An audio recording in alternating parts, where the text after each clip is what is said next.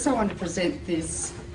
It's produced by the New York Academy of Sciences, and it's a report on Chernobyl. Can be downloaded. Yeah. They translated 5,000 articles from Russian the first time into English. It seems that nearly 1 million people have already died as a result of Chernobyl, despite what WHO says and the IAEA. This is one of the most monstrous cover-ups in the history of medicine, because everybody should know about this. Then we extrapolate through to Japan. Japan is, by orders of magnitude, many times worse than Chernobyl. Never in my life did I think that 6 nuclear reactors would be at risk. I knew the 3 GE engineers who helped design these Mark I GE reactors. They resigned because they knew they were dangerous. So Japan built them on an earthquake fault. The reactors partially withstood the earthquake, but the external electricity supply was cut off, and this external electricity supply supplies the cooling water 1 million gallons a minute to each of those 6 reactors. Without the cooling water, the water falls and the rods are so hot they melt, like at 3 Mile Island and at Chernobyl. So the emergency diesel generators, which are as large as a house, got destroyed by the tsunami. So there is no way to keep the water circulating in the reactors. Also, on the roofs of the reactors, not within the containment vessel, are cooling pools. Every year they remove about 30 tons of the most radioactive rods that you could possibly imagine. Each one is 12 feet long and half an inch thick. Gives out so much radiation, like X-rays, that if you stand next to it for a couple of minutes, you'll die. Not drop dead, but with, remember Litvinenko, the Russian who got poisoned by plutonium? You'll die like that, with your hair falling out, bleeding to death and dying of massive infection, like AIDS patients die.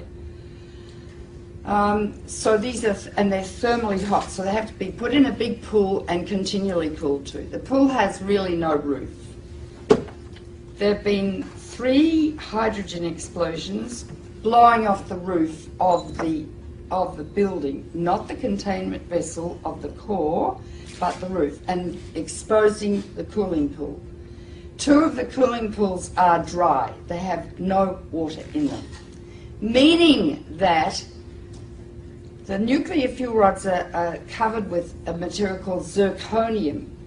When zirconium is exposed to air, it burns, it ignites. And there have been 2 of the fueling pools at this moment are burning.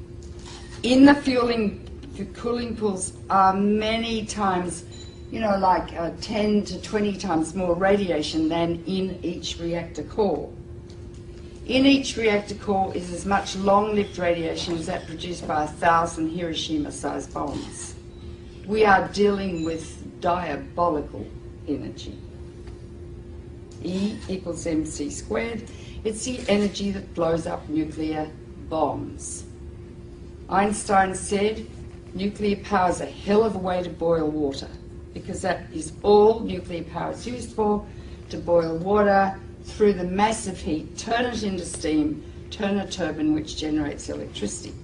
Now, when you fission uranium, 200 new elements are formed, all of which are much more poisonous to the body than the original uranium. Although uranium's pretty poisonous, America used it in Fallujah and Baghdad, and in Fallujah, 80% of the babies being born are grossly deformed. They're being born without brains, single eyes, no arms. The doctors have told the women to stop having babies. The incidence of childhood cancer has gone up about 12 times. This is genocide. It's a nuclear war being conducted in Iraq.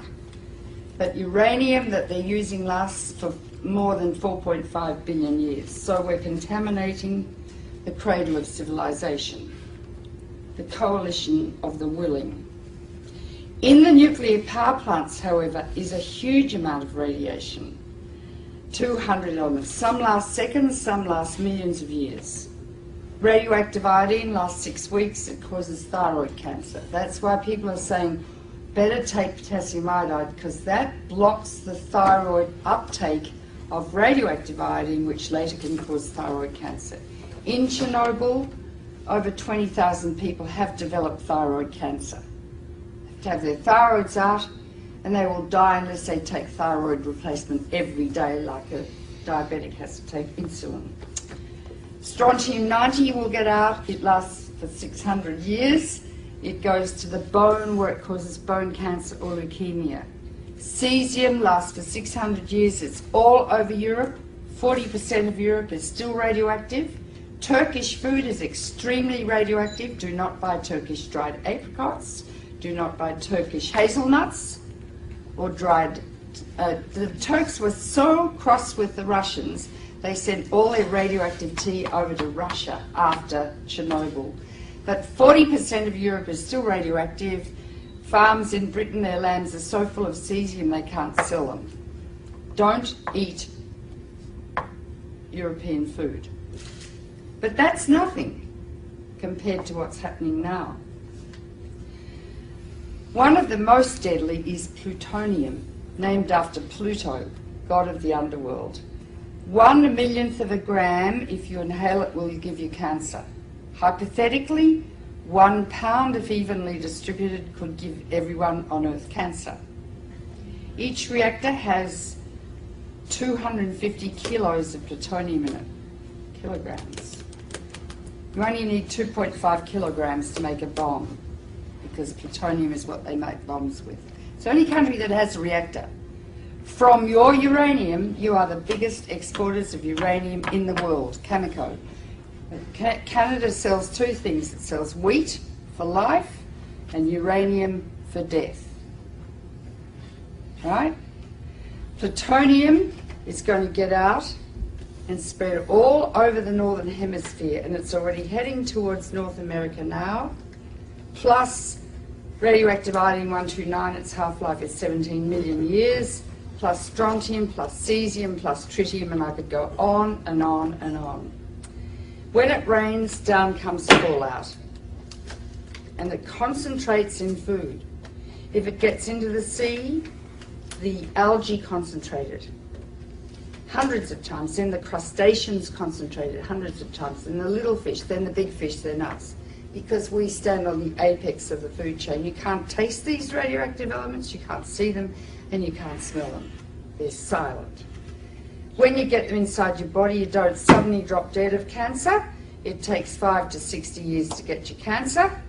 And when the cancer, if you feel a lump in your breast, doesn't say, I was made by some strontium-90 you ate in a piece of fish 20 years ago. All radiation is damaging. It's cumulative. Each dose you get adds to your risk of getting cancer. With americium, that's more dangerous than plutonium. I mean, I could go on and on. Depends if it rains, if you're going to get it or not.